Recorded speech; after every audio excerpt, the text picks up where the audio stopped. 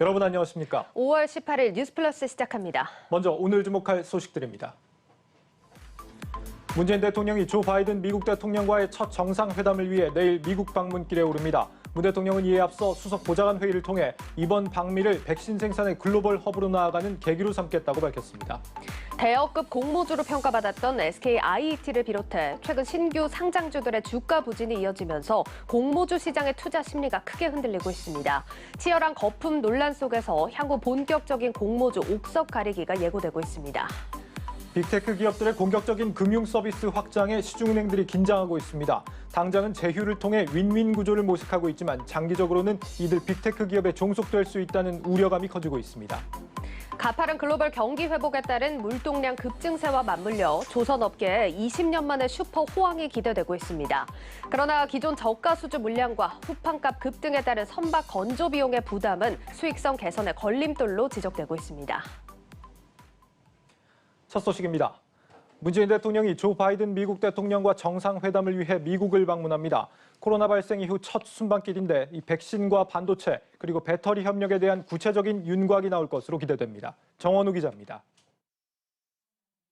문재인 대통령이 조 바이든 미국 대통령의 초청으로 내일 미국 순방길에 오릅니다. 현지 시간 20일 알링턴 국립묘지 헌화로 공식 일정을 시작해 방문 사흘째인 21일 한미 정상회담이 개최됩니다. 5월 21일 오전에는 백악관을 방문하여 카밀라 해리스 대통령을 부통령을 접견할 예정입니다. 오후에는 백악관에서 한미 정상회담이 예정되어 있고 회담 직후에는 공동 기자회견을 가질 예정입니다. 정상회담 의제는 아직 확정되지 않았으며 지금 이 시간에도 긴박하게 조율 중입니다. 다만 앞서 문 대통령이 이번 방미를 백신 생산의 글로벌 허브로 나아가는 계기로 삼겠다고 한 만큼 백신 협력에서 의미 있는 성과가 기대됩니다. 청와대 고위 관계자도 양국 간 백신 협력과 관련된 다양한 방안들이 논의될 것이라고 했습니다. 특히 삼성, SK, LG 경영진이 동행하는 것으로 알려져 백신을 포함해 반도체와 배터리 부문에서도 구체적인 협력 성과가 기대되고 있습니다. 한반도 비핵화를 위한 한미 공조 역시 최대 관심사입니다. 최근 미국과 북한 간의 접촉이 있었고 이번 정상회담을 통해 대북 접근 방식도 윤곽을 드러낼 것으로 보입니다. 문 대통령은 귀국길 애틀랜타의 SK 이노베이션 공장도 방문할 예정입니다. 반도체와 함께 글로벌 패권 경쟁이 벌어지고 있는 전기차 배터리 분야에서 우리 기업들의 우위를 확실히 보여주기 위한 차원입니다. 이번 미국 방문은 바이든 대통령의 초청으로 성사됐습니다. 바이든 대통령이 취임 후 직접 대면하는 두 번째 정상으로 그만큼 한미 간 협력할 분야가 많다는 의미입니다. 한국경제TV 정원우입니다. 20년 만에 슈퍼 호황이 올 것 같다. 요즘 조선업계를 두고 하는 말입니다. 올해보다 내년, 내후년이 더 기대된다고 하는데 전망과는 달리 어쩐지 실적은 한겨울입니다. 조선업계의 봄날은 정말 찾아오는 건지 임원식 기자가 전해드립니다. 영국의 한 조선해운시황 조사업체에 따르면 지난 넉 달 세계 조선사들의 수주량은 1,543만 CGT에 이릅니다.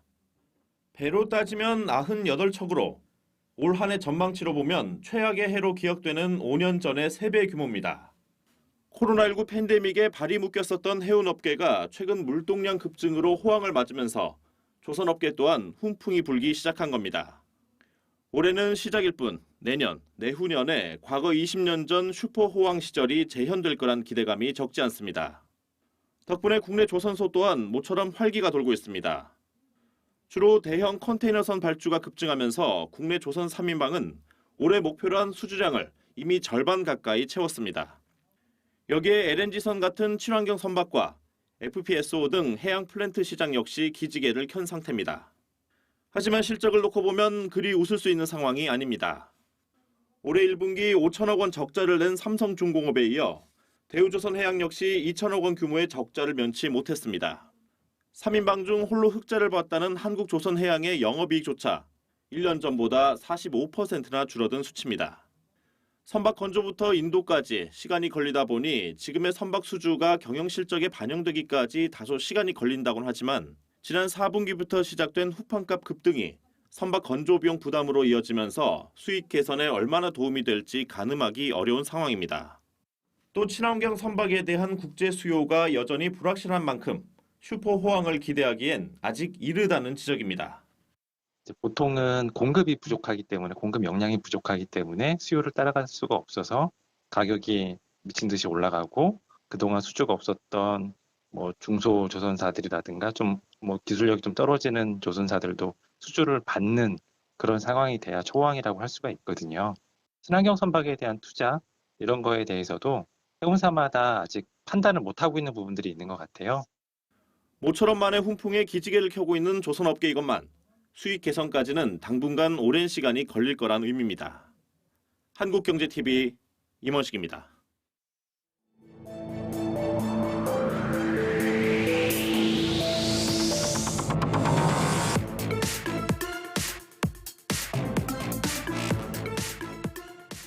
SKIT가 따상에 실패한 후 앞으로 이 공모주 청약 시장이 어떻게 되는 건지 궁금하신 분들 많으실 것 같습니다. 올 하반기 IPO 대여들이 예정돼 있는데 어떤 전략으로 접근하면 좋을지 그리고 관련해서 논의되고 있는 제도 변화까지 정리해드리겠습니다. 증권부 문영민 기자가 이 소식을 들고 왔습니다. 문 기자, 앞으로 공모주 청약에서 따상은 좀 기대하기 힘든 겁니까? 경우에 따라 그럴 가능성이 좀 있습니다. 네. 좀 어떤 경우를 말하는지 이번 SKIT의 경우를 보고 좀 앞으로 공모주 청약에 접근하는 방법에 대해서 자세히 설명을 드리겠습니다. 네. SKIT 공모 청약 인수 기관은 총 7개였는데요. 이 가운데 외국계 기관이 2곳이었습니다.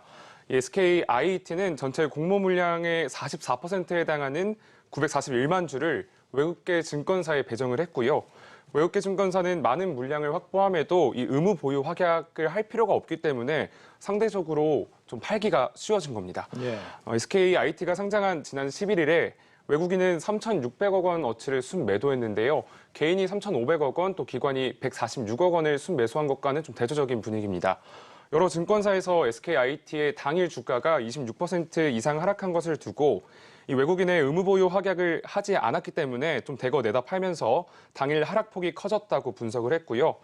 실제 올해 상장한 시총 상위 10개사의 IPO 배정 물량 자료에 따르면 외국인의 의무 보유 확약 비율은 평균 4.64%에 불과했습니다. 예. 이렇게 미확약 비율이 높은 외국계 투자자의 단기 차익 실현이 공모주의 변동성을 불러일으켜서 좀 하락폭이 커졌다고 분석이 되고 있고요.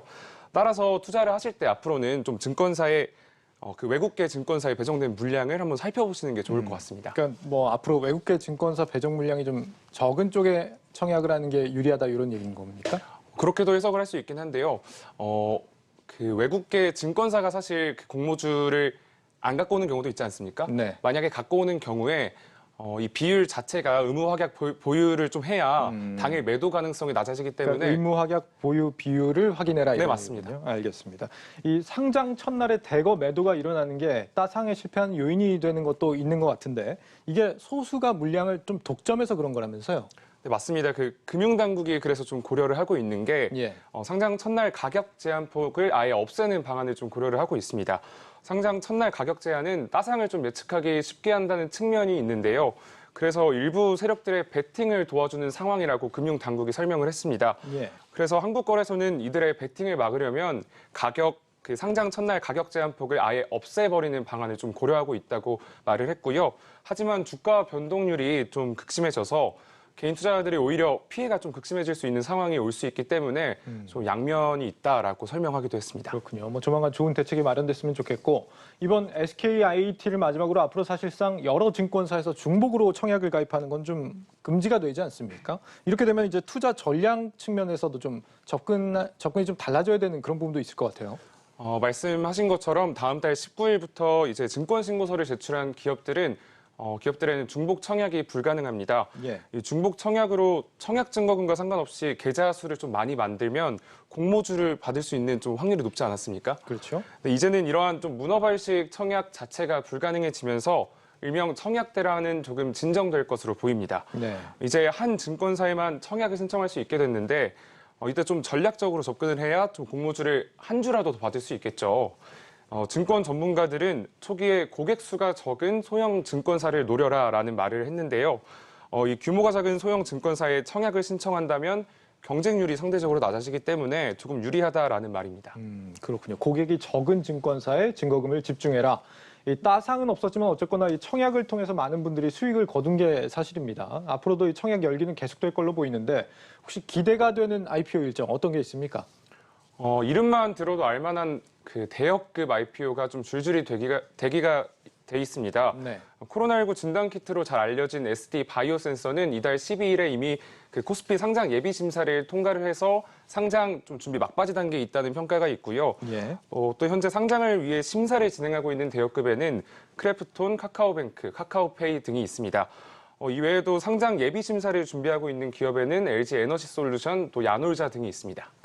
뭐 대역급 상장이 아직 많이 남아 있는 상황인데 정확히 언제쯤 이 상장이 되는 거예요, 다들? 당장 또 이번 달이나 뭐 다음 달 초쯤에 상장된다고는 예측하기는 좀 어렵고요. 예. 가장 빠른 기업으로는 SD 바이오센서가 있습니다. 다른 기업들은 7월 이후, 그러니까 하반기쯤에 상장을 할 것으로 예상이 되고 있고요. SD 바이오센서도 아까 말씀드렸다시피 상장 심사를 통과하긴 했지만 바로 상장을 하는 건 아니고요. 예. 회사 측은 조만간 증권 신고서를 제출하고 다음 달부터 기간 수요 예측을 시작으로 본격적인 상장 절차를 밟겠다고 설명했습니다. 네. 따라서 이르면 6월 초 중순에는 코스피에 상장할 것으로 보이고요. 또 나머지 기업들은 사실 이 상장 심사를 신청한다고 해서 바로 결과가 나오는 게 아니라 45 영업일 정도의 시간이 소요가 됩니다. 그렇기 때문에 7월 중순 이후에나 좀 시점을 예상할 수 있을 것 같습니다. 그렇군요. 알겠습니다. 이렇게 이 하반기 대역급 상장이 이어지게 되면 우리 증시에는 어떤 영향을 주게 될지도 관심입니다. 이 부분은 오민지 기자가 전해드리겠습니다. 공모주 시장이 열풍을 맞으며 크래프톤과 카카오뱅크, 카카오페이 등 상장을 앞둔 기업들에 대한 관심도 뜨겁습니다. 인플레이션 우려감 속에 우리 증시가 주춤하는 모양새를 보이면서 IPO 시장이 증시의 하방 압력을 막을 열쇠가 될지 시장은 주목하고 있습니다. 지난 SKIT 공모주 청약 이후 찾아가지 않은 환불 증거금은 약 42조 원. 덕분에 환불일이었던 지난 5월 3일 이후 투자자 예탁금은 역대 최대 규모인 78조 원. 종합자산관리계좌 잔고도 68조 원까지 기록했습니다. 이처럼 증시 주변 자금이 늘어나면서 IPO 열풍이 우리 증시에도 긍정적이라는 분석이 나옵니다. 일반 투자자분들 같은 경우에 이제 IPO 시장이라는 걸 통해서 주식시장에 처음 들어오시는 분들도 많고 주식시장의 저변을 넓히는 데는 굉장히 큰 기여를 하고 있다고 생각을 하고요. 실제로 한국거래소가 2015년 발표한 자료에 따르면 2014년에 코스피 신규 상장 기업이 시장 전반적인 투자 심리 개선과 유동성 제고에 큰 기여를 한 것으로 평가됐습니다. 당시 삼성 SDS, 제일모직 등 대형 우량 기업이 상장하면서 시장 참가자의 관심을 유발했고 신규 상장 6개사 모두 저액 면가로 상장해 소액 투자자의 참여 기회가 확대되고 거래 대금이 증가했습니다. 이 밖에 대역급 IPO 영향으로 규모가 작아 상대적으로 소외받는 소형 IPO에도 낙수 효과를 기대할 수 있다는 긍정적인 분석도 나옵니다. 다만 요즘과 같은 공모주 과열 시장에서는 투자에 유의해야 할 점도 있습니다. 전 세계적으로 보더라도 상장을 하고 첫날 2배가 오르고 그다음에 또 거기서 그 상한가 30%가 오르는 사례는 정말 찾아보기가 힘들어요. 본인들이 생각했던 그 수익률을 그 하루 만에 달성을 한 거예요. 그럼 팔 수밖에 없는 상황이 돼요. 과열된 IPO 시장이 증시의 양날의 검이 될 수 있다는 분석이 나오는 가운데 대역급 IPO 이벤트를 앞두고 시장은 촉각을 곤두세우고 있습니다. 한국경제TV 오민지입니다. 우리 증시 자금 유입이 활발해지면 이 긍정적인 영향을 받을 걸로 보이는데 이 양날의 검이다 이런 표현을 썼습니다. 정확히 어떤 악영향이 우려되는 겁니까? 리포트에서 살펴봤듯이 대형 기업의 상장이 좀 활발해진다면 증시에 공급되는 그만큼의 자금이 늘어나겠죠. 예. 이 공급이 증가한다면 전반적인 수급에 오히려 부작용으로 작용할 수 있다는 평가가 나오고 있습니다. 앞서 제가 설명한 기업들의 예상 시가총액을 살펴보면 크래프톤은 약 30조 원, 카카오뱅크는 20조 원, 또 카카오페이는 16조 원, LG 에너지솔루션 50조 원 이상 등으로 평가를 받고 있는 상황인데요. 올해 상장한 기업들과 이렇게 상장을 예정하고 있는 기업들의 시가총액을 합치면 100조 원을 가뿐히 넘는 수치입니다. 예. 이는 주식시장 전체 시가총액의 5% 이상을 차지하는 수준인데요. 2000년대 중반 이후 최대 규모라고 할 수 있습니다. 한화증권에서는 경험적으로 IPO 기업의 증가는 주식시장의 과도한 낙관을 반영하고 있는 경우가 많았다면서 이 시장의 주식 공급을 늘려서 오히려 수급의 부담으로 작용할 수 있다며 과거의 사례를 되짚어봤고요. 네. 다시 말해서 공급은 늘어나는데 이 수요가 공급만큼 따라오지 못한다면 증시에 오히려 불안정 요인으로 작용하게 되는 겁니다. 그러니까 뭐 새로 상장을 하면은 이제 시중에 주식 수가 많아지니까 그걸 받아낼 수요가 더 많이 필요해진다 이런 의미인가 보죠? 네, 맞습니다. 그렇군요. 그럼 결론적으로 이 대여급 상장 이후에도 시장에 부담이 되지 않으면서 뭐 훈풍을 좀 불어넣어주고 싶다 이러면은 시장에 어떤 방안들이 좀 더 추가로 필요한 겁니까? 앞서 좀 설명한 내용들을 정리해서 말씀을 드리는 게 맞는 것 같습니다. 네. 투자자 개인은 과연 이 기업이 이 정도의 가치를 평가받아도 되는지 정말 면밀하게 살펴보셔야 될 것 같은데요. 이를 위해서는 공모주 청약 전에 그리고 또 상장한 이후에도 해당 기업이 내놓은 사업보고서와 증권사별로 적정 주가를 내놓지 않습니까? 예. 뭐 적정 주가와 기업에 대한 분석을 좀 세세하게 살펴볼 필요가 있습니다. 그리고 좀 당국에서도 제도적인 기반을 마련해줘야 하는데요. 상장 첫날 가격 제한폭을 조절을 한다거나 대여급 기업들의 상장 시기를 적절하게 배분을 한다는 등의 좀 방안이 필요하다는 평가가 꾸준하게 나오고 있습니다. 또 이에 더해서 외국계 증권사에 대한 의무 보유 확약 비율을 조금 높여서 당일 변동성을 줄이는 방안 또한 제기가 되고 있고요. 예. 네, 결론적으로 투자자 개개인과 또 금융당국의 모니터링 그리고 관련 제도가 좀 뒷받침이 되어야 한다는 겁니다. 네. 대여급 IPO 일정과 우리 증시에 미칠 영향까지 짚어봤습니다. 증권부 문영민 기자였습니다. 잘 들었습니다. 네, 감사합니다.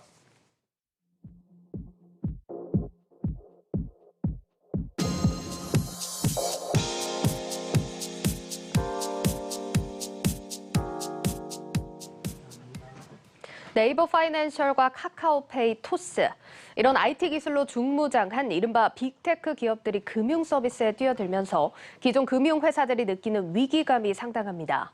지역 거점을 기반으로 성장해온 지방은행들의 경우는 상황이 더 심각한데 이제라도 혁신하지 않으면 미래가 어둡다는 지적이 나옵니다. 먼저 전민정 기자의 보도입니다. 1234만 명. 빅데이터 분석 솔루션 모바일 인덱스에서 집계된 토스 앱의 월간 활성 이용자 수입니다. 1위 은행 앱인 KB국민은행 스타뱅크를 비롯 우리, 신한, 하나 등 주요 은행 앱의 MAU를 훌쩍 뛰어넘는 숫자입니다. 월간 활성 이용자 수는 플랫폼 경쟁력을 나타내는 대표적인 지수. 빅테크 기업인 토스는 이러한 막강한 플랫폼 경쟁력을 기반으로 신한, 하나, 우리, 수협 등 11개 은행과 협약을 맺고 대출 한도 조회와 금리 비교 서비스를 제공하고 있습니다. 국내 최대 금융중개 플랫폼인 카카오페이에서도 역시 11곳의 제휴은행사 신용대출 금리 비교가 가능합니다. 대형 시중은행은 생존 전략으로 빅테크들과 손을 잡고 과감한 저가의 동침을 택하기도 합니다. 신한은행은 국내 1위 부동산 정보 플랫폼인 네이버 부동산에 전세자금 대출 상품 추천 배너를 넣을 예정이며 우리은행은 네이버 스마트 스토어 사업자 전용 신용대출 상품을 하반기에 내놓을 계획입니다. 실제로 우리가 지금 현재의 시스템에서 살아남으려면 당연히 테크 업체들하고 제휴하는 필요해요. 파일을 키워서 가는 방향으로 봐야 되기 때문에 금융이 아무래도 좀 뒤처지는 부분이 있다면 빨리 이 테크 업체들하고 해서 지방은행의 빅테크 의존도는 더욱 심각한 상황입니다. 지방은행도 직접 모바일 뱅킹을 운용하고 있지만 규모가 작고 이용률이 낮아 대출, 예금 상품 가입 서비스를 금융중개 플랫폼에 맡기고 있습니다. 5대 지방은행의 경우 시중은행보다 1.4배 높은 평균 5.6곳의 플랫폼과 제휴를 맺고 있습니다. 여기에 전자금융거래법 개정안이 통과되면 빅테크 기업도 직접 계좌를 개설하고 자금을 이체, 결제할 수 있게 돼 지역의 민간 자금이 빅테크로 이동할 가능성이 높아져 지방은행은 더욱 설 자리를 잃게 될 것이라는 분석입니다.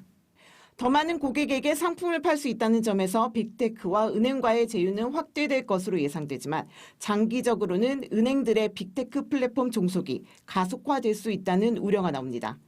한국경제TV 전민정입니다. 이런 빅테크들의 영토 확장은 보험 업본까지 이어지면서 기존 업체들을 위협하고 있습니다. 하지만 보험사들은 경쟁보다는 협업을 선택할 수밖에 없는 상황인데 그동안 설계사라는 대면 채널에 주로 의존을 해오면서 상대적으로 디지털 분야에는 취약하기 때문입니다. 이어서 장슬기 기자입니다. 코로나19 장기화로 금융상품의 비대면 가입이 활성화되고 있지만 여전히 걸음마 수준인 보험업계. 지난해 기준 온라인을 통한 보험 가입 비중은 손해보험의 경우 전체의 6.3%, 생명보험은 0.3%에 불과합니다. 보험업계 빅3로 불리는 삼성과 한화, 교보생명의 경우에도 온라인 상품을 잇따라 출시하며 디지털 강화에 나서고 있지만 상황은 크게 다르지 않습니다. 보험의 경우 다른 업종과 달리 설계사라는 특수한 모집 채널이 있어 상대적으로 비대면 채널이 취약하고 권유 상품이라는 인식이 강합니다. 게다가 특약이 더해진 복잡한 구조라 충분한 설명이 동반돼야 한다는 특징 때문에 설계사 채널의 의존도가 더욱 높았다는 설명입니다. 하지만 빅테크들은 설계사 대신 소비자 접근성이 더 높은 플랫폼을 무기로 내세우며 이 시장에 진입했습니다.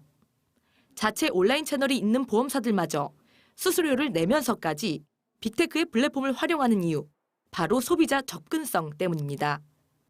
보험 시장의 지속적인 성장을 위해서는 온라인 보험 시장의 성장이 매우 중요하다고 할 수 있는데요. 자발적인 보험 가입률이 높지 않은 현재 상황에서는 온라인 보험의 성장을 위해서 고객들과의 접점을 넓혀가는 것이 매우 중요하다고 할 수 있습니다. 토스와 네이버에 이어 올 하반기에는 카카오페이의 디지털 손해보험사 설립까지 빅테크의 진출이 예정돼 있는 상황. 금융당국이 상대적으로 취약한 보험업권의 비대면 모집을 활성화하기 위해 모바일 반복 서명 폐지 등 일부 규제를 풀어줬지만 빅테크의 강력한 플랫폼을 뚫기엔 역부족일 것이란 전망이 우세합니다. 빅테크가 갖고 있는 장점들, 그러니까 플랫폼이라는 채널로서의 장점, 뭐 온라인 포함되어 있겠죠. 그리고 걔네들 갖고 있는 그 디지털을 활용했던 사람들의 다양한 정보들, 그런 것들을 보험회사가 협업을 해서 상품을 만들 때 그 정보를 가지고 뭐 온라인에 뭐 특화된 상품을 만들 때도 활용할 수 있을 것이고. 코로나19 장기화로 촉발된 언택트 시대에 소비자 접점을 늘릴 수 있는 유일한 방안으로 빅테크 플랫폼 활용이 보험사 입장에선 불가피하다는 설명입니다. 한국경제TV 장슬기입니다.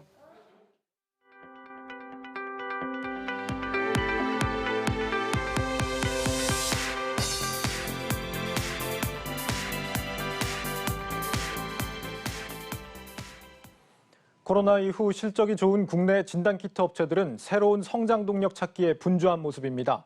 단조로운 매출 포트폴리오 탓에 실패를 맛봤던 과거 진단키트 업체의 사례를 반면교사 삼아 긴장의 고삐를 늦추지 않고 있습니다.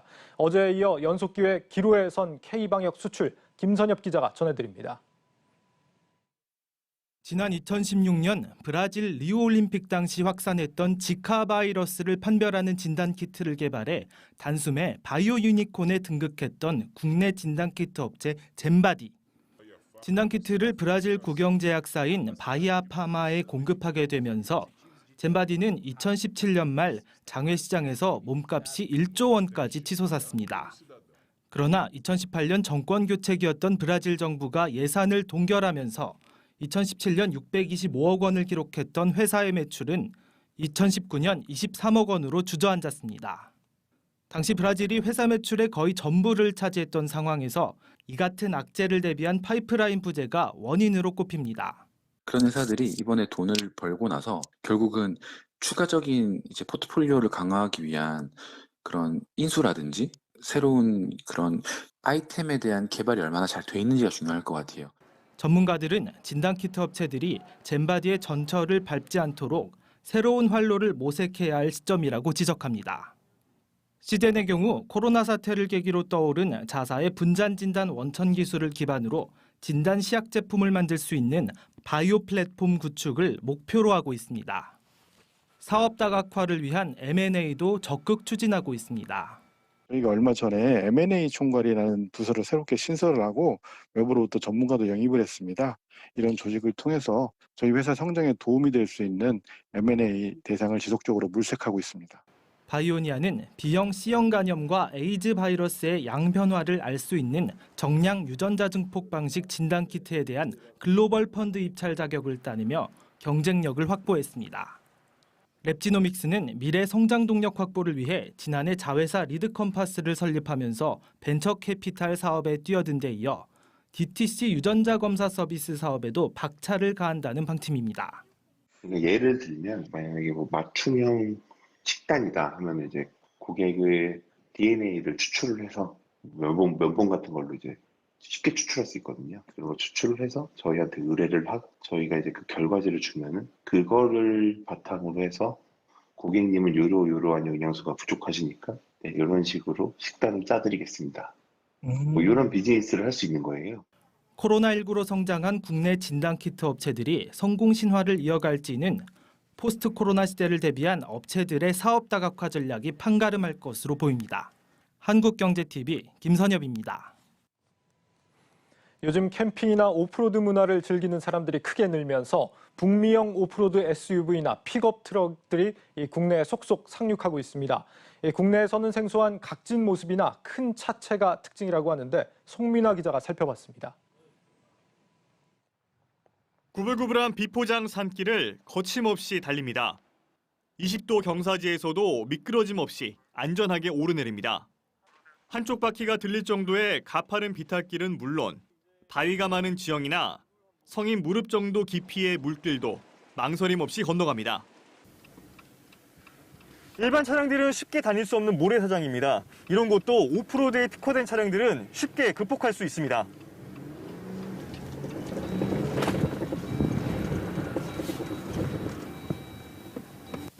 (80년) 전 군용차를 만들기 시작하면서 정통 SUV 브랜드로서 인지도를 높인 지프는 비대면 레저 문화 확산과 함께 지난해에는 사상 처음으로 국내 판매 10,000대를 달성했습니다. 최근 친환경 기조에 발맞춰 올해 안에 오프로드가 가능한 전기차 모델도 선보일 예정입니다. For Jeep, it's important for us to provide electrification across our entire lineup. So over the course of the next few years, we will be bringing electrification to our entire lineup, and that all starts with the Wrangler 4xe, which has already been launched globally, and we'll be bringing here to Korea later this year. 북미 픽업 시장의 대표 주자인 포드도 최근 중형 픽업 트럭 레인저를 국내에 출시했습니다. 국내 사용자들을 대상으로 오프로드 체험 행사를 열고 차량의 성능을 직접 확인할 수 있는 기회를 제공한 포드는 사전 계약만으로 초도 물량의 판매를 모두 마쳤습니다. 그게 이제 정말 SUV를 타는 사람들한테 만족을 주는 그러한 이제 감성적인 만족도를 높이기 위한 거죠. 그런데 거기에서 보다 보니까 이런 트럭류, 이런 정통 SUV들은 미국이 원조라는 거죠. 그래서 그 원조 모델들을 찾다 보니까 미국에서 들어오는 모델들이 더 점점 많아지는 겁니다. 그동안 한국 시장에서 주목받지 못했던 북미 자동차 브랜드들이 오프로드 감성의 정통 SUV와 픽업 트럭을 잇따라 출시하며 틈새 시장 공략에 나서고 있습니다. 한국경제TV 송민아입니다. 없어서 못 판다는 곰표 맥주, 그리고 기술 특례 상장의 성공 사례로 남은 제주 맥주. 요즘 이렇게 국산 수제 맥주들이 큰 인기를 끌고 있는데 이번에는 국내 7개 수제 맥주 양조장들이 힘을 합쳐 새로운 도전에 나섰습니다. 수입산이 아닌 국산 보리를 사용하는 진짜 K맥주를 만든다는 겁니다. 방서우 기자입니다. 보리를 발효되기 용이한 상태로 가공한 메가는 맥주를 만들 때 쓰이는 가장 중요한 재료입니다. 하지만 국내 맥주 회사들이 사용하는 메가는 대부분 수입산. 사실상 무늬만 국내 맥주인 셈입니다. 이에 국내 수제 맥주 양조장들이 진짜 K맥주를 만들기 위해 팔을 걷어붙였습니다. 기존 국산 맥주와는 다른 차별화된 상품을 내놓겠다는 겁니다. 보리 주산지로 잘 알려진 전북 군산시도 힘을 합했습니다. 국내 최초의 상업메가 제조 시설을 구축한 군산시 농업기술센터는 군산에서 재배되는 광맥, 다이안, 흑후 등 메가 완제품을 판매하고 있는데 국내 7개 수제 맥주 양조장을 시작으로 점차 판로를 늘릴 계획입니다. 우리 농산물로 만든 군산 메가도 수입 메가에 비해서 수제 맥주 양조용으로 손색이 없고요. 수제 맥주의 어떤 다양화라든가 소비자들한테 그런 좋은 향의 또 좋은 맛의 맥주를 공급할 수 있을 것 같습니다. 문제는 가격. 미국이나 호주처럼 대규모 농업 플랜트가 아닌 농부가 한 땀 한 땀 정성을 들여서 만드는 우리 메가는 수입 메가보다 2~3배가량 비쌉니다. 한때 맥주 원료의 40%를 차지할 정도로 비중이 높았던 국산 보리가 자유무역 협정 이후 설 자리를 잃은 이유입니다. 이렇게 되면 대기업에 비해 생산시설과 규모 면에서 영세한 수제 맥주 양조장들이 도입을 망설일 수밖에 없습니다.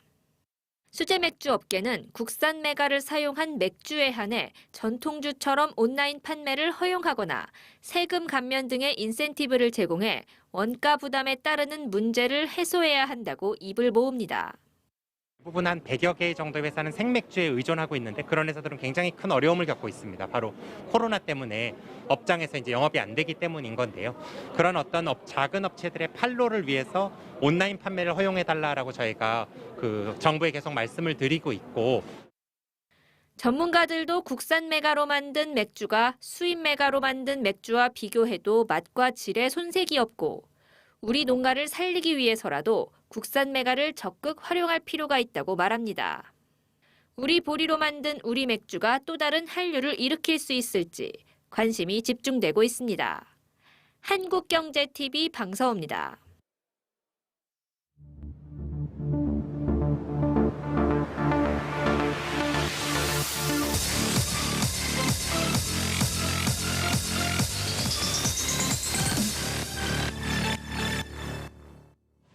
네, 박혜린 증권부 기자와 함께하는 뉴스앤마켓 시간입니다. 자, 이제 1분기 실적이 거의 정리가 됐습니다. 시장이 워낙 정신이 없다 보니까 실적 체크 잘 못하신 분들도 있을 것 같은데요. 오늘은 여기에 연동되는 어떤 기업들이 주목을 받고 있는지 박혜린 기자와 이야기 나누겠습니다. 자, 박 기자 어서 오세요. 안녕하세요.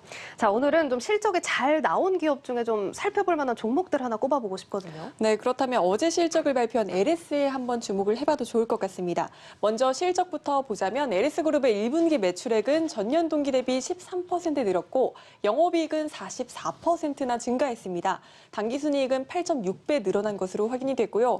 보시다시피 증권사들은 2분기에도 호실적을 기록할 것이라고 전망하고 있습니다. 예, 뭐 오늘 주가도 보시면 한 4%대로 상승을 해주는 모습이었고 2분기까지 지금 호실적이 예상된다 이런 분석이 나오는데 이유가 뭡니까? 네, 구리 몸값이 치솟고 있기 때문입니다. 구리는 원자재 시장에서 닥터코퍼, 우리말로 하면 구리 박사님이라고 불리는데요.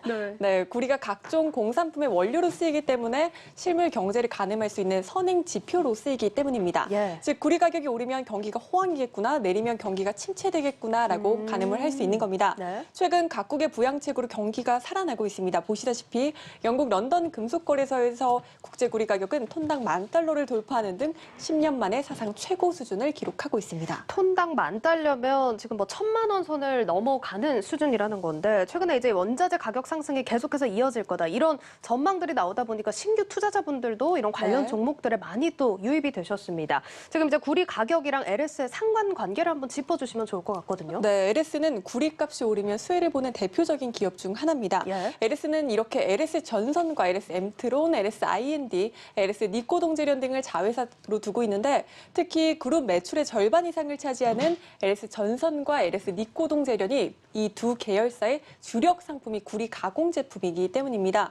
LS 니코동재련은 구리를 재련해서 전도율이 높은 전기동을 만들고 LS 전선은 이를 활용해서 전선을 만드는데요. 전선업체는 납품 계약을 할 때 판매 가격을 원자재 시세와 연동을 시킵니다. 구리로 만든 전기동은 전선 제조 원가의 60에서 한 65%를 차지를 하니까 구리 가격이 올라가면 LS가 판매하는 이 제품 판매 가격도 덩달아 비싸지는 구조입니다.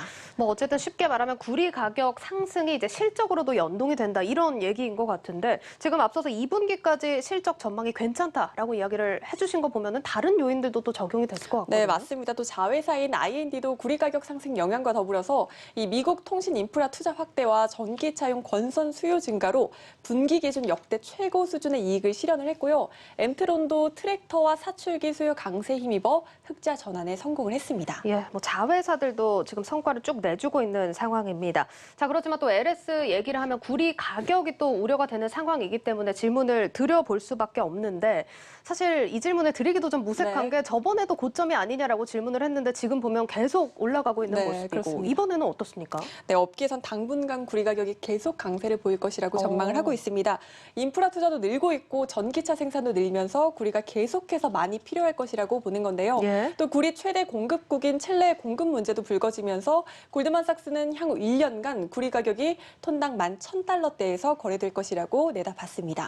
향후 1년간 이제 더 오를 거다라는 전망이 나오고 이제 조금 보수적인 시선으로 보더라도 떨어질 일은 없다 이런 의미네요. 네, 그렇게 보는 시각이 우세합니다. 또 LS 전선을 더 보자면 초고압 전력선과 또 해저 케이블로 구성된 수주 잔고가 매분기 늘어나고 있고 그동안 코로나19로 중단됐던 프로젝트도 재가동되고 있는 것을 확인할 수 있었습니다. 또 LS 전선은 또 전기차 부품 사업에도 뛰어들었는데 지난 3월 현대차의 아이오닉5와 기아차의 EV6에 구동 모터용 권선을 단독 공급하는 등 수주 행진을 이어가고 있다는 점도 특징적입니다. 그렇습니다. 자, 일단 실적 부문에서는 이견 없이 더 성장할 거다 이런 분석들이 나와주고 있고요. 주가로 한번 접근을 해보겠습니다. 자, 오늘 말씀드렸다시피 4%대로 좀 올라온 모습인데 증권가에서 현재 주가 어떻게 평가하고 있습니까? 네, 굉장히 저평가됐다 이렇게 보고 있습니다. 주가 순 자산 비율 PBR로 따져봤을 때 1 이하인 경우는 주가가 기업 가치를 대변하지 못한다고 보거든요. 현재 LS의 PBR은 0.6배 정도로 저평가돼 있다라고 볼 수 있고요. 증권사들이 보는 목표 주가 또한 93,500원 정도로 형성이 돼 있습니다. 오늘 주가와 비교하면 한 20% 이상 상승 여력이 남았다고 보는 겁니다. 또 최근 수급을 한번 살펴보면 기관 투자자가 지난달 22일부터 단 하루도 빠지지 않고 줄곧 LS를 순매수하고 있다는 것까지 확인하실 수 있습니다. 어쨌든 현 주가 대비 상승 여력이 20%나 더 남았고 구리 가격도 더 오를 것이다라는 전망이 나오는 만큼 쭉 조금 더 관심을 가지고 지켜보시면 좋을 것 같습니다. 자, 다음 종목도 한번 이야기를 나눠볼 텐데 오늘 시장 보면 이제 렌탈, 이제 가정 렌탈 관련 기기 업체들이 또 많이 올라가더라고요. 네, 맞습니다. 오늘 전반적으로 상승 흐름을 보여줬는데요. 특히 쿠쿠, 홈시스 등이 높은 상승률을 보여줬습니다. 뭐 개인적으로 저는 쿠쿠 하면 밥솥이 좀 떠오르긴 하는데 이제 코로나 확산되면서 뭐 집에서 밥해 드시는 분들이 많아서 좀 실적이 연동이 된 겁니까? 네, 비슷합니다. 쿠쿠가 밥솥으로 워낙 잘 알려져 있지만 사실 공기청정기나 정수기 등에서도 두각을 나타내는 회사입니다. 이에 따라 쿠쿠 홈시스는 렌탈 사업에서도 입지를 다지고 있는데요. 쿠쿠는 코로나로 가정에서 머무르는 시간이 많아지면서 생활 가전용품을 찾는 이들이 많아 특수를 누리고 있습니다. 자세히 한번 들여다보면 쿠쿠 홈시스의 신규 계정은 1분기 국내에서만 총 78,000 계정이 늘어서 2019년 2분기 이후 가장 높은 수준을 기록을 했습니다. 또 해외에서도 6만 계정이나 늘었고요. 이에 따라 쿠쿠 홈시스의 1분기 매출액과 영업이익이 각각 39%, 125% 전년 동기 대비 증가했습니다. 해외에서도 계정이 늘었다는 말이 이제 해외에서도 뭐 쿠쿠 밥솥이나 정수기 이런 것들을 렌탈해서 쓴다는 얘기입니까? 맞습니다. 특히 말레이시아에서 쿠쿠 홈시스와 코웨이 등이 두각을 나타내고 있습니다. 말레이시아는 사실 상수도 인프라가 노후화됐기 때문에 정수기 등 물 관련 사업이 굉장히 잘 된다고 합니다. 현재 업체들은 대부분 작은 업체들이기 때문에 제품 품질이 낮고 또 필터 교환 서비스 등이 잘 돼 있지 않다고 하는데 쿠쿠나 코웨이는 사실 이 부분에서 굉장히 강자죠. 그래서 이 업체들이 말레이시아에서 양강 체제를 구축을 하고 있고 보시다시피 계정 수도 꾸준히 늘어나고 있는 것을 확인하실 수 있습니다. 뭐 들어보면 동남아시아를 베이스로 이제 해외 시장도 좀 성장을 하고 있는 모습이네요. 네, 그렇습니다. 또 쿠쿠 홈시스는 반려동물용 가전 등으로 렌탈 사업을 확장해 나가고 있습니다. 쿠쿠전자가 런칭한 넬로라는 애완동물 브랜드의 제품 등을 쿠쿠 홈시스가 렌탈해주는 서비스를 제공을 하고 있는 건데요. 지금 영상에 나오고 있죠. 이 펫 드라이룸이라는 상품이 대표적입니다. 또 펫 급수기나 급식기 등 반려동물이 사용하는 용품들을 안전하고 위생적으로 관리해주는 서비스를 제공하고 있어서 반려동물을 키우는 가정에서도 큰 사랑을 받고 있다고 합니다. 저거는 저희 강아지한테도 하나 사주고 싶다는 생각이 듭니다. 자, 그럼 마지막으로 목표 주가까지 한번 확인을 해볼까요? 네, 유한타증권이 오늘 쿠쿠 홈시스의 목표 주가를 소폭 상향 조정했습니다. 평균적으로 56,000원을 목표가로 제시를 하고 있습니다. 알겠습니다. 오늘은 여기까지 들어보도록 하겠습니다. 증권부 박혜린 기자였습니다. 고맙습니다. 고맙습니다.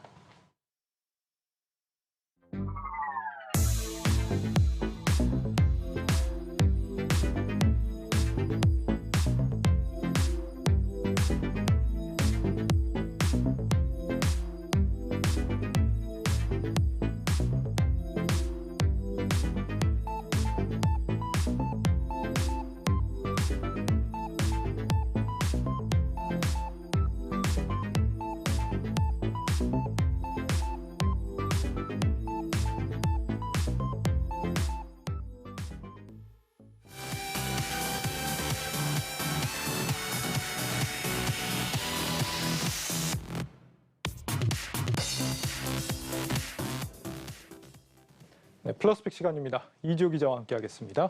이 기자, 네. 첫 번째 키워드는 뭡니까? 첫 번째 키워드를 보기 전에 네. 일단 세계에서 혹시 5G 스마트폰을 가장 많이 파는 업체가 어딘지 아십니까? 글쎄요, 당연히 우리 삼성전자 아닌가요? 저도 그렇게 생각을 했는데요. 반은 맞고 반은 틀리다고 할 수가 있습니다. 예. 물론 전체 스마트폰 시장으로 보면 삼성전자가 맞는데요. 지난해 4분기에 애플에 내줬던 글로벌 스마트폰 1위 자리를 다시 되찾았습니다.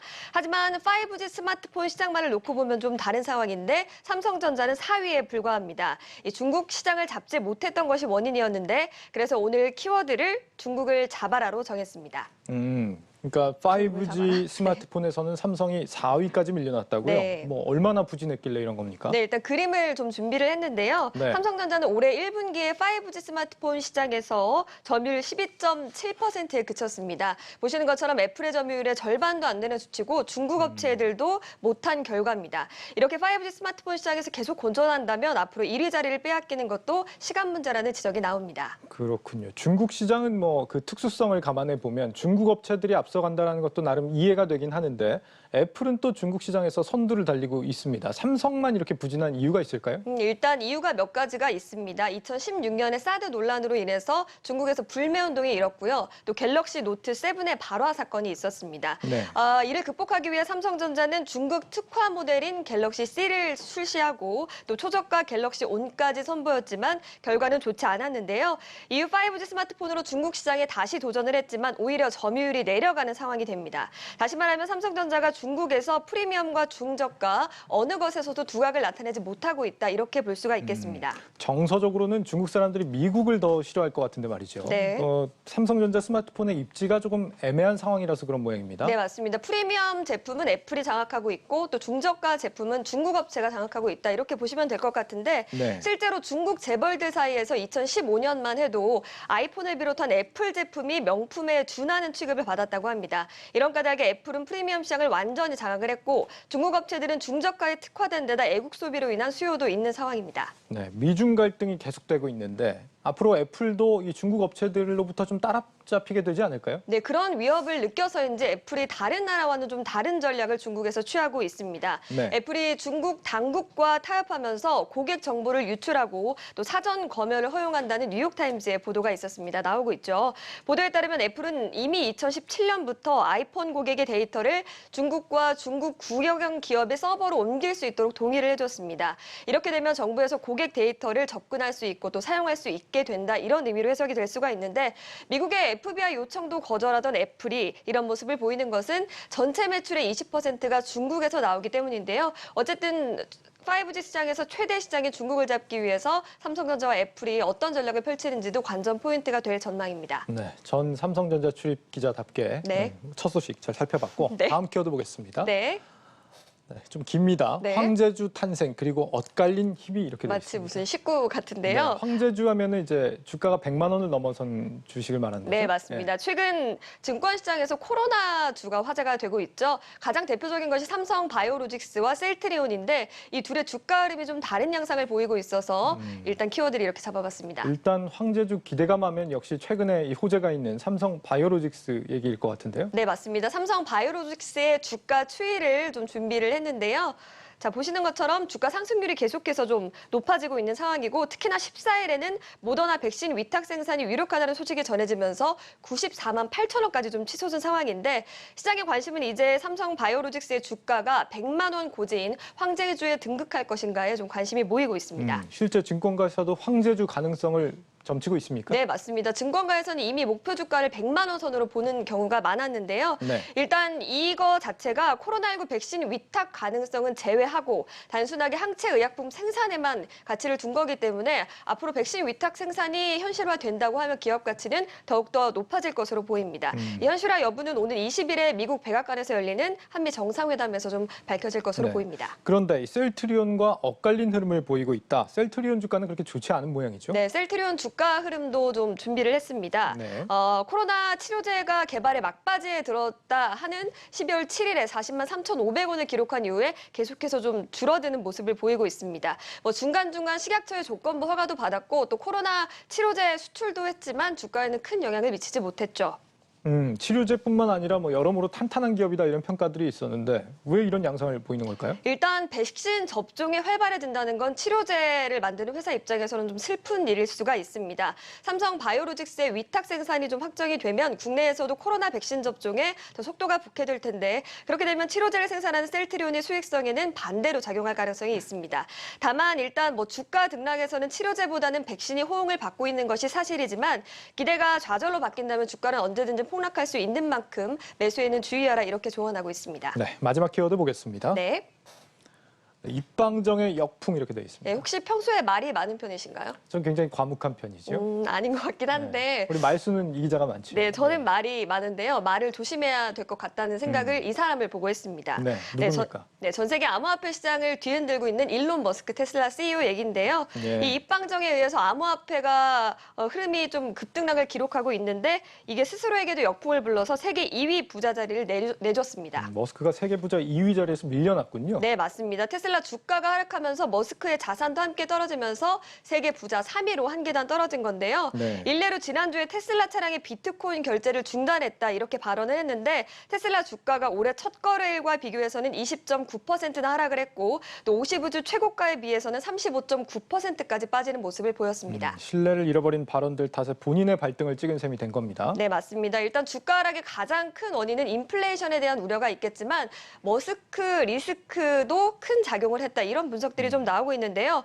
온라인에서는 머스크를 비판하는 흐름이 이어지면서 테슬라 불매운 돈도 전개가 되고 있고 우리나라 같은 경우는 희대의 사기꾼 조이팔을 빗대어서 머스크가 조이팔이다 이렇게 희롱을 좀 하고 있다고 합니다. 그렇군요. 여기에 월가의 유명 투자자로 알려진 마이클 버리가 테슬라 주가 하락에 베팅했다는 소식도 투자 심리를 유축하는 데 한 요인이 됐다 이렇게 분석하고 있습니다. 네. 한국경제TV에도 일론 머스크가 있다는 얘기가 있더라고요. 지난 시간에 저한테 제로콜라 사겠다고 했는데 아직까지 지켜지지 않고 있다. 네, 이 소식을 전해드리면서 플러스픽을 마치도록 하겠습니다. 이지우 기자였습니다. 잘 들었습니다. 고맙습니다.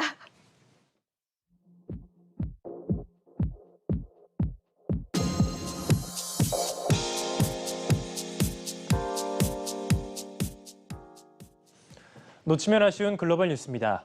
조금 전 마감한 중국 증시 마감 시황부터 살펴보겠습니다. 오늘 중국 증시는 최근 상승세에 대한 차익 실현 물량이 나오면서 혼조세로 마감했습니다. 상해 종합지수 홀로 0.32% 올랐고 선전 종합지수는 0.04%, 창업한 지수가 0.7% 하락했습니다. 전날 중국 증시는 4월 산업생산, 소매 판매 등 주요 경제 지표가 나오면서 1% 안팎의 강세를 보였는데요. 이에 대한 차익 실현 매도세가 나오면서 증시에 하방 압력을 가했습니다. 다만 미국과의 관계가 개선됐다는 기대감이 투자 심리를 끌어올리면서 낙폭을 줄였는데요. 중국 당국은 79개 미국 수입품에 대한 관세 면제 조치를 12월 25일까지 연장했다고 발표했습니다. 전문가들은 최근 미국이 중국과의 무역회담 가능성을 시사하자 이에 대해 중국이 선의를 보인 것이라고 평가했습니다. 오늘 업종별로는 헬스케어와 서비스 섹터가 부진했습니다. 오늘은 가상화폐 소식으로 문을 열어보겠습니다. 조금 전 살펴본 것처럼 일론 머스크의 말 한마디 한마디에 최근 가상화폐 시장이 요동치고 있는데요. 이런 가운데 가짜 머스크까지 등장하면서 사기 피해가 큰 것으로 나타났습니다. 미국 연방거래위원회에 따르면 머스크를 사칭한 사기꾼들은 지난해 10월부터 6개월 동안 가상화폐 투자자들로부터 최소 200만 달러, 우리 돈 22억 7천만 원을 가로챘는데요. 사칭범들은 투자금을 몇 배로 돌려주겠다고 약속하고 송금받은 가상화폐를 가로챈 것으로 드러났습니다. 이들은 피해자들이 비트코인 ATM 기계에 가상화폐를 입금하도록 유도하거나 가짜 거래소 혹은 채굴 사이트를 만든 뒤 돈을 챙겼다고 합니다. 다음 소식입니다. 코로나19 사태 이후 미국 50개 주에서 신규 확진자 수가 처음으로 감소했습니다. 최근 일주일간 미국의 일일 신규 확진자 수는 3만 1,000명으로 지난 1월 초와 비교해서 10분의 1 수준으로 줄었는데요. 변이 바이러스가 기승을 부리고 있지만 백신 접종률이 올라가면서 이런 결과를 얻었습니다. 성인의 6%에 불과했던 백신 1차 접종률이 바이든 정부 출범 이후 넉 달 만에 60%까지 올라갔는데요. 유럽도 백신 접종의 속도가 붙으면서 신규 확진자가 크게 줄고 있습니다. 마지막 뉴스입니다. 바이든 대통령이 다음 달 말까지 미 FDA가 승인한 백신 2천만 회 회분을 해외에 지원하겠다고 밝혔습니다. 이번 지원에는 화이자와 모더나, 존슨앤존슨의 백신이 포함됐는데요. 앞서 인도에 보낸 아스트라제네카 백신 6천만 회분까지 합치면 미국은 모두 8천만 회분의 백신을 해외에 지원하게 됩니다. 21일 한미 정상회담을 앞두고 우리 정부가 백신 스와프를 추진하겠다고 밝힌 만큼 이번 지원에 한국도 포함될지 귀추가 주목되고 있습니다. 지금까지 글로벌 뉴스 박찬희였습니다.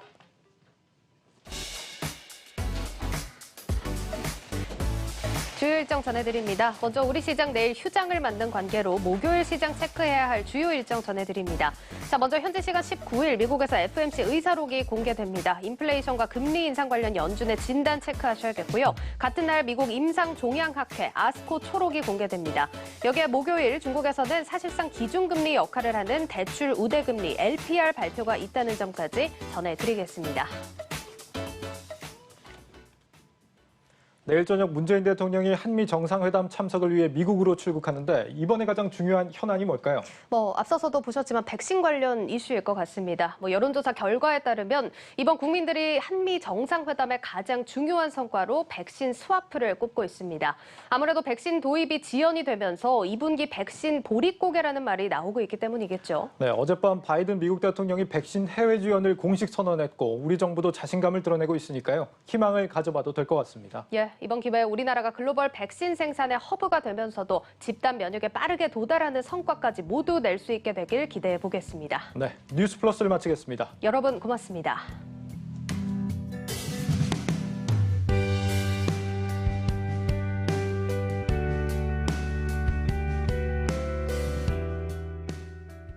네오로 만드는